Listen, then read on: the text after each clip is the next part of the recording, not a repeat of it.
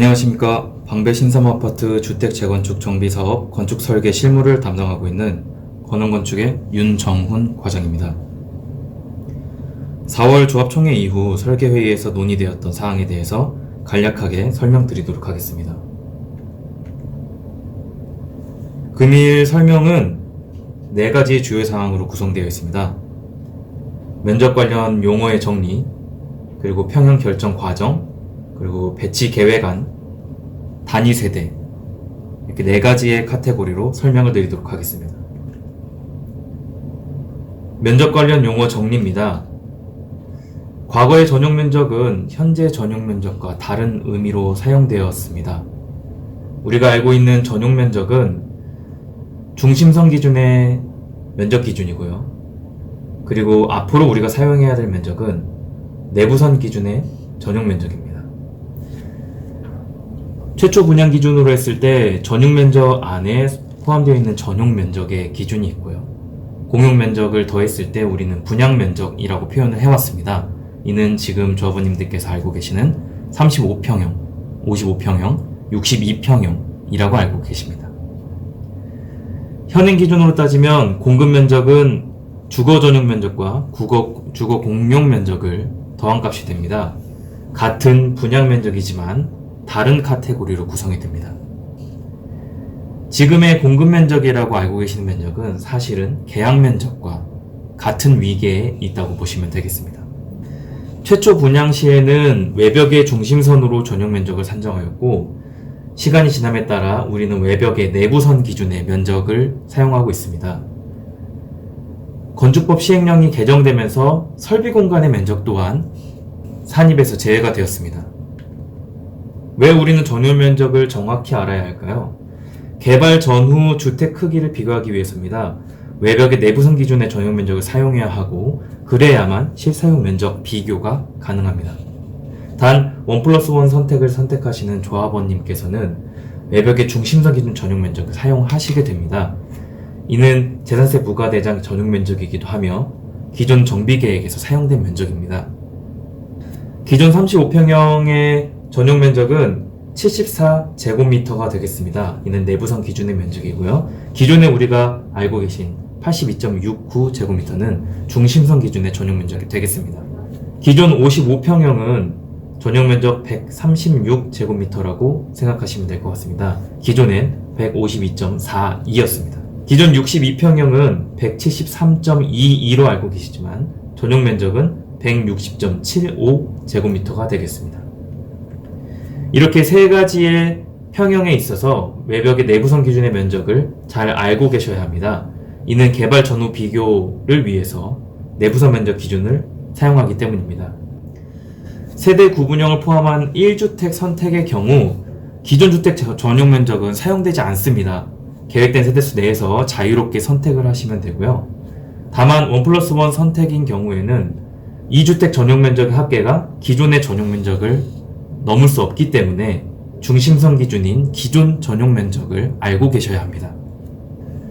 세대 구분형 단위 세대에 대한 수요가 증가하였습니다. 이에 따른 장점과 단점을 설명할 필요가 있는데요. 장점은 1주택으로 임대 또는 자녀 세대 분가, 노부모 부양 등의 선택적 사용이 가능하고, 구분 세대는 다른 주택 형식보다 비교적 나은 주택 환경을 이용 가능합니다. 다만 세대 구분 옵션으로 인해서 다소 높은 추가 공사 비용이 발생되고요. 주거 환경이 일반 세대에 비해서 다소 열악할 수 있습니다. 구분 세대는 환기가 불리한 단점이 있고, 세대가 많아지기 때문에 전체적으로 주차장, 커뮤니티 시설 등 공간 부족 현상이 발생할 가능성이 있습니다. 또한 구분 세대와 본 세대는 경량벽으로 구분되어지기 때문에 방음이 취약합니다. 세대 구분형은 모든 세대가 다 선택을 할 수는 없습니다. 주택법 시행령 제9조에 따른 법적 제한사항으로 보면 면적 관련으로 164 전용 면적을 기준으로 하면 세대 구분형은 180세대까지 구성이 가능합니다. 다음은 평형 결정 과정입니다. 우리는 3차 설문조사와 4차 설문조사를 통해서 평형 구성을 진행을 해왔고, 금해 최종 설문조사에서는 전용 178제곱미터 72평형에 대한 수요와 세대 구분형 수요 변화를 파악하기 위하여 최종 설문조사를 진행하려고 합니다. 현재 반영된 세대수는 기존의 4차 설문조사에 근거하여 반영이 되었고 총 920세대로 구성이 되었습니다. 평형 선택에 따른 예상 분담금과 부담금은 감정평가 업체와 조합에서 추후 더 자세한 설명을 드릴 수 있도록 하겠습니다. 다음은 배치 계획안입니다.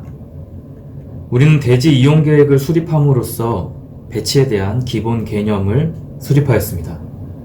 북측은 사평대로변에 위치하며 반포에서 바라볼 수 있는 단지 전체의 이미지가 형성되는 랜드마크 영역입니다. 남측은 공공보행 통로가 위치하며 초등학교와 연계하는 연계 특화가 가능하고요. 조망이 특화될 수 있는 영역입니다. 동측은 저층 고급 주거단지와 연계되어 있으며 설해마을 주거단지에 대응하는 건축 계획이 되어야 될 것입니다. 또한 우리 근린생활시설은 출입구와 연계되어서 상징적인 게이트로 작동하게 될 겁니다.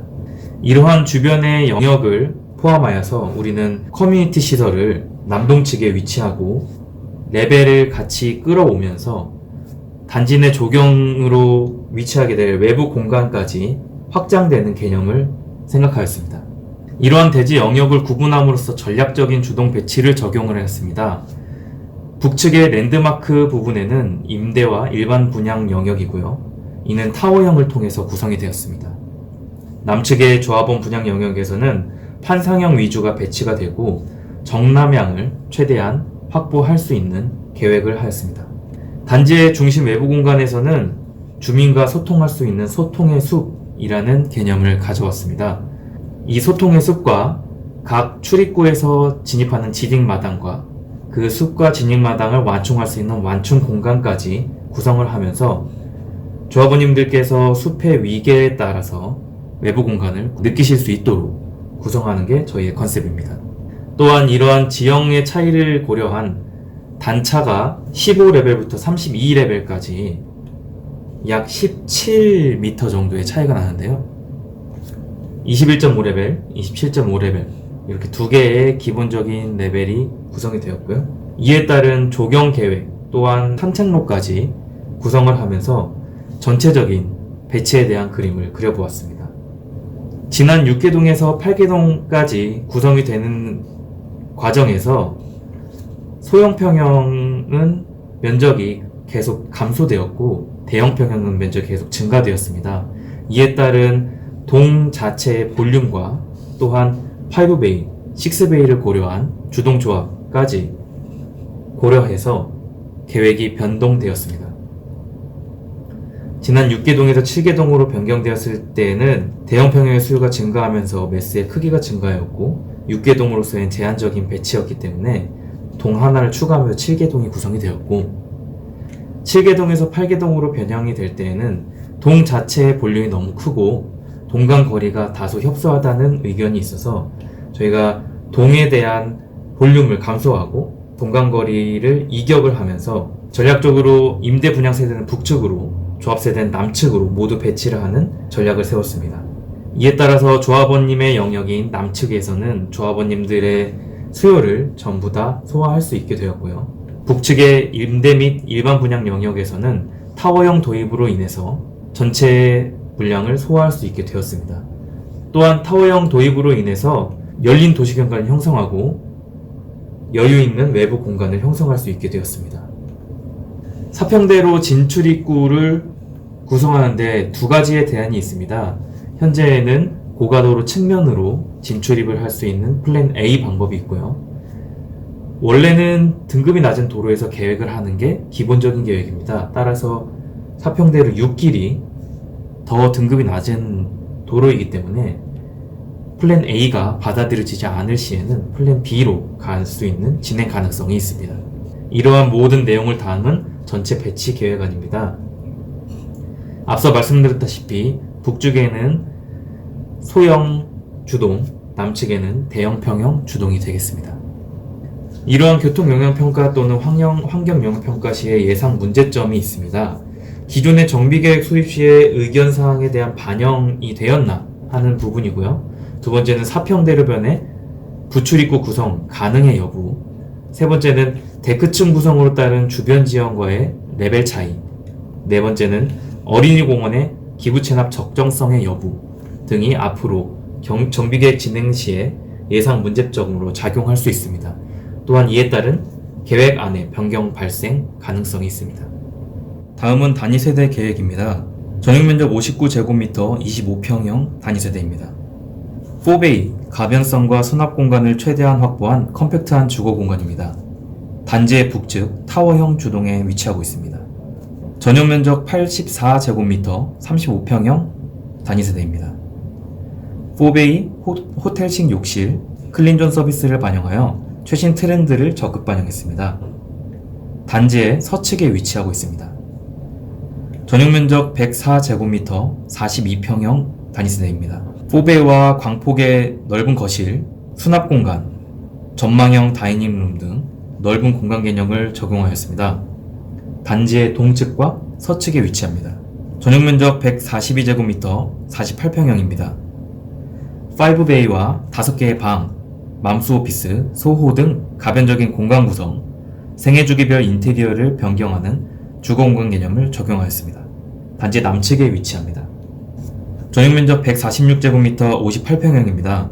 2개의 마스터룸이 적용되어 있고 2대가 함께 사용할 수 있습니다. 단지의 남측 중앙부에 위치합니다. 58평형 세대 구분형입니다. 현관문을 추가 설치하고 주방 등을 추가로 인테리어하여 살 수 있도록 구조, 벽체, 설비 등을 확보하실 수 있도록 하였습니다. 전용면적 164제곱미터 65평형입니다. 5베이와 알파룸 특화된 평면입니다. 현관 순환동선이 있고 클린룸, 2개의 마스터존, 3개의 욕실 등 앞으로 다양한 공간 구성을 할 수 있는 평면을 제한하고 있습니다. 방지의 동남측에 위치합니다. 65평형의 세대 구분형 평면입니다. 세대 구분형 옵션을 제공하여 우리 조합원님들의 선택을 확보하고 추후 다양한 추가 요구사항을 수용하도록 하겠습니다. 이는 58평형과 동일하게 현관을 추가 설치하고 주방, 식당 등의 설비 공간을 확보하였습니다. 다음은 전용면적 178제곱미터 72평형입니다. 6베이로 구성이 되었고 넓고 다양한 방과 욕실 계획을 통하여 대형 평형의 특별함을 담아낼 수 있는 하이엔드 평면입니다. 대지의 중앙부에 위치합니다. 72평형 세대 구분형입니다. 3베이 플러스 3베이의 세대 분리를 통해서 가족 구성원의 세대 간 구분 및 임대 등이 가능한 평면입니다. 마지막으로 우리는 이렇게 4가지의 사항에 대해서 설명을 드렸습니다. 향후 우리는 조합 선호도 조사를 통해서 조합원님의 의견을 적극 반영하고 정비계획 변경안을 진행할 수 있도록 하겠습니다. 앞으로 많은 관심과 의견을 부탁드립니다. 이상 설명을 마치도록 하겠습니다. 감사합니다.